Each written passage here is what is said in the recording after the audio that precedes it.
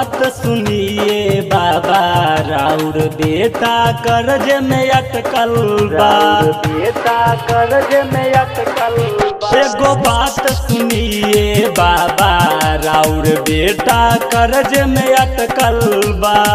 फेरी न तानी नजरिया, फेरी न तानी नजरिया, यही आसल बेटा राउर भटकल बा। एगो बात सुनाए बाबा, राउर बेटा कर्ज में अटकल बा, बेटा कर्ज में अटकल।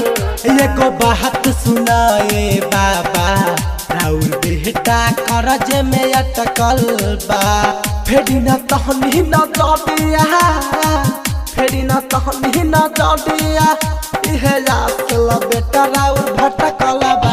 एगो बात सुनाए बाबा, राउर बेटा कर्ज में अटकल बा, अटकल बा, अटकल बा। डीजे मनीष रक्सौल, राउर बेटा कर्ज में अटकल बा।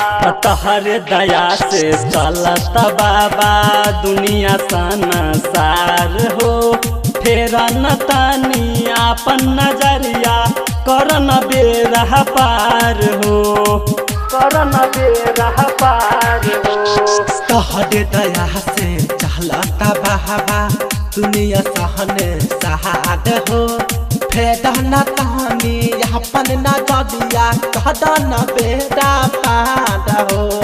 देई दतनी आशीषवा, देई दतनी आशीषवा, यही आसल बेटा राउर तरसल बा। एगो बात सुनाए बाबा, राउर बेटा कर्ज में अटकल बा,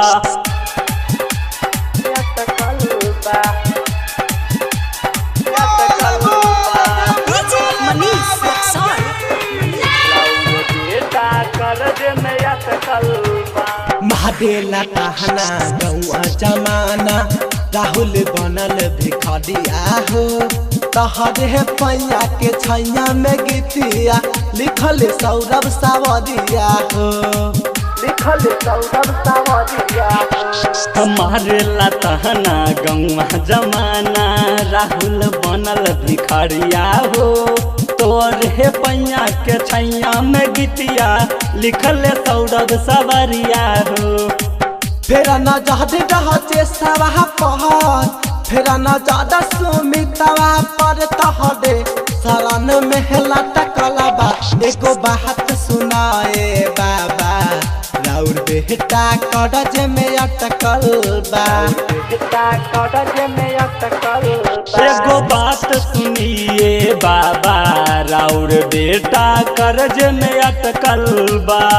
फेरी न तानी नजरिया, फेरी न तानी नजरिया, यही आसल बेटा राउर भटकल बा।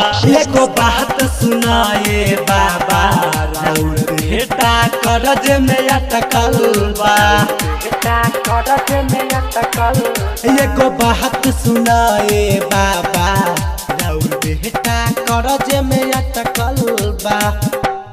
बोला बोला बैजनाथ वाले बाबा की। Mix by RVS studio Delhi.